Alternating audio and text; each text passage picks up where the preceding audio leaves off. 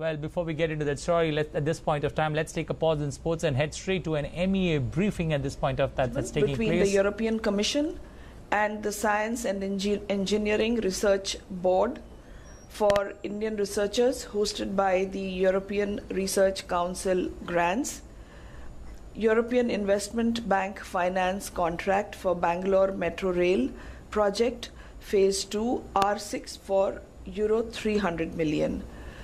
Joint declaration between Internal Secretariat of International Solar Alliance and the European Investment Bank. EU as a bloc of 28 countries is India's largest regional trading partner.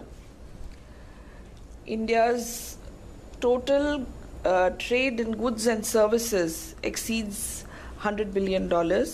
So the bilateral trade in goods is it's over 85 billion, while the bilateral trade in services is over 31 billion. Moreover, over the period April 2000 to December 2016, FDI equity flows from EU countries totaled over $79 million at 24.58 of total FDI flows to India. This would make the EU India's largest source of FDI. So I would like to just highlight a few of the points from some of the documents, and you would then find also the texts on the website where you could look for any further details that you may be interested in. So looking at the India-EU joint statement on cooperation in combating terrorism, the highlight of this document, the most important highlight, of course there are many important things in this document. The most important highlight is that for the first time the EU has agreed to mention not just terrorist entities but also terrorists in an India-EU document. So this document, it firstly condemned the recent terrorist attacks in India and member states of the European Union, and it also reaffirmed the determination to jointly combat terrorism and violent extremism in all their forms and manifestations, irrespective of their motivations, wherever and by whomever they are committed. They welcomed the resolve to deepen cooperation on domestic and international terrorist designation listing proposals through exchange of information. So they have agreed to exchange information on domestic and international listing of terrorists and on these proposals basically. The leaders also called for the perpetrators of terrorist attacks like the ones at Pathankot, Uri Nagrota, Anantnag, Srinagar, Paris, Brussels, Nice, London, Stockholm, Manchester, Barcelona, Turku, and of course they recalled the Mumbai terror attacks of 2008.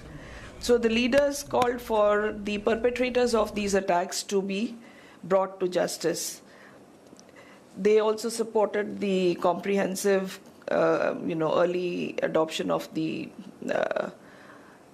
They supported the early conclusion of negotiations and the adoption of the Comprehensive Convention on International Terrorism in the UN. They recalled that responsible states should take adequate measures to ensure that their territory is not used for terrorist activities.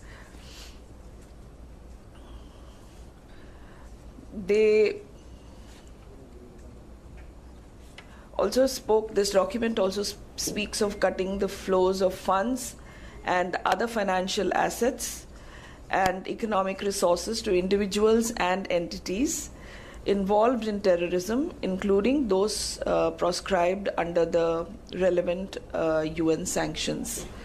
So, coming to the list, the entities and individuals who have been identified or included in this document, let me read out the whole para.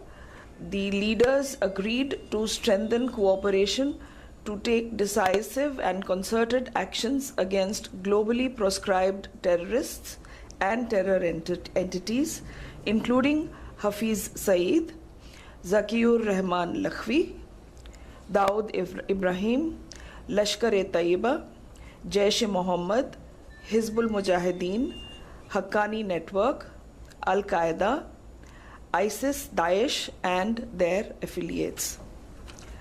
So that is for this document on combating terrorism.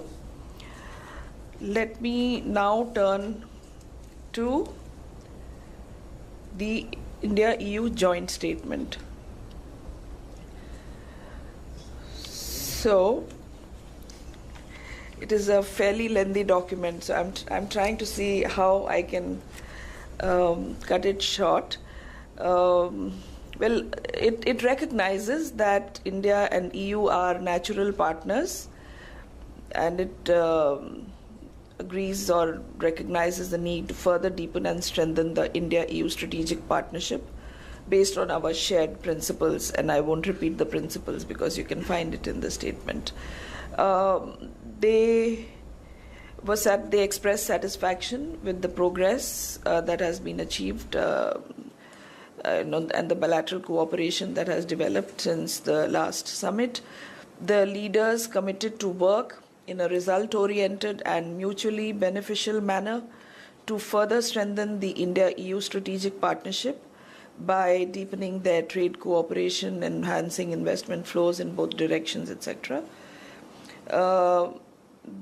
They commended the strong engagement of the European Investment Bank in India in a wide range of sectors. Well, those